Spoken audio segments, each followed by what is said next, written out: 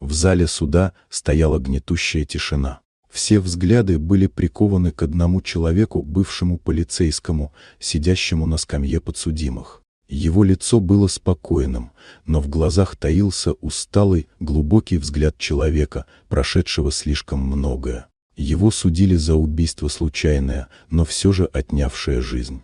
Он действовал в целях самообороны, защищая себя в момент, когда времени на раздумья не было. Но закон — это структура, а структура требует разбирательства.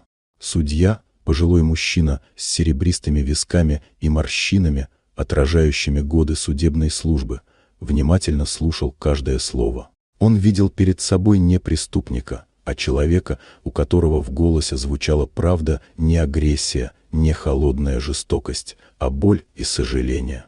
Выслушав последнее слово обвиняемого, судья уже собирался огласить приговор, когда бывший полицейский встал и попросил одно: «Разрешите мне, пожалуйста, обнять мою маленькую дочь. Один раз, прежде чем вы примете решение».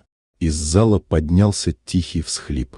Девочка, не старше 6 лет, сидела в первом ряду рядом с бабушкой. Когда ей позволили подойти, она не побежала, она пошла осторожно, будто чувствовала важность момента. Мужчина опустился на колени, и она бросилась к нему, обвив руками его шею. Он закрыл глаза и прижал ее к себе, как будто в этом объятии хотел передать все — любовь, прощение, боль, надежду. Судья отвел взгляд, моргнул. Потом еще раз. Он взял платок и молча вытер глаза. Зал затаил дыхание. Несколько секунд никто не произнес ни слова. Наконец голос судьи зазвучал, дрогнув впервые за многие годы. Обстоятельства этого дела исключительные. Учитывая факт самообороны, искреннее раскаяние подсудимого, а также влияние этого решения на несовершеннолетнего ребенка, я принимаю решение заменить наказание на условный срок.